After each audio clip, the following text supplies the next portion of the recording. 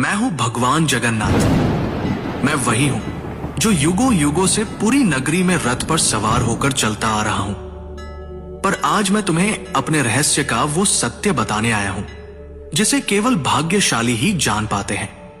लोग मुझे जगन्नाथ कहते हैं, पर क्या तुम जानते हो मैं कौन हूं? मैं वही हूं जो द्वारका में श्री कृष्ण था, वही जिसने अर्जुन को गीता सुनाई, वही जिसने राधा के प्रेम को साक्षात ईश्वरत्व में बदल दिया, वही जिसने अधर्म के सामने धर्म को विजयी बनाया। जब द्वारका का अंत हुआ, मेरा पार्थिव शरीर समुद्र में प्रवाहित कर दिया गया, पर मेरा हृदय, मेरा चेतन तत्व नष्ट नहीं हुआ। समुद्र में एक दिव्य काष्ठ पवित्र लकड़ी के रूप में प्रकट हुई और बहती हुई पुरी के तट पर आई। उसी समय राजा इंद्रद्युम्न ने मुझे स्वप्न में देखा।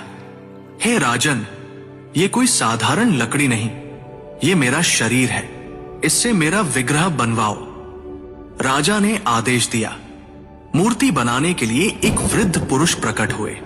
उन्होंने कहा, इन्हें गुप्त रूप से बनाऊंगा, कोई द्वार मत खोलना। वो कोई और नहीं, स्वयं विश्वकर्मा थे। जब मूर्तियां बन रही थी, रानी की चिंता बढ़ी। द्वार खुलवाया गया। मूर्तियां अधूरी थी। मेरे हाथ नहीं थे, मेरे चरण नहीं थे, पर तभी आकाशवाणी हुई। यही मेरा विराट रूप है, यही मेरा जगन्नाथ स्वरूप है, जहां मैं हर सीमा से परे हूं। जो मूर्ति नहीं, चेतना है, जो धर्म का रक्षक है। राजा ने मेरे उस दिव्य हृदय को मूर्ति में प्रतिष्ठित किया।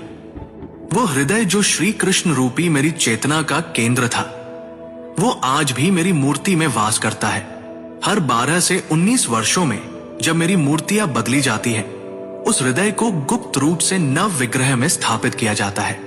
कोई उसे देख नहीं सकता, कोई उसका वर्णन नहीं कर सकता, क्योंकि वो हृदय भौतिक नहीं, दिव्य है। मैं वही हूं जो कृष्ण है, विष्णु है और फिर भी सबसे परे है। मेरी आंखें गोल हैं क्योंकि मैं हर दिशा में देखता हूं। जब मैं अपने भाई बलभद्र और बहन सुभद्रा के साथ रथ पर सवार होता हूं, तो वो यात्रा कोई उत्सव नहीं, वो क्षण है जब मैं मंदिर से निकलकर भक्तों के हृदय तक पहुंचता हूं। जब तुम मुझे सच्चे हृदय से पुकारोगे, ओम नमो भगवते जगन्नाथाय, तो तुम पाओगे कि मैं तुमसे कभी दूर था ही नहीं। मैं वही था तुम्हारे भीतर, तुम्हारी चेतना में। मल कमल दल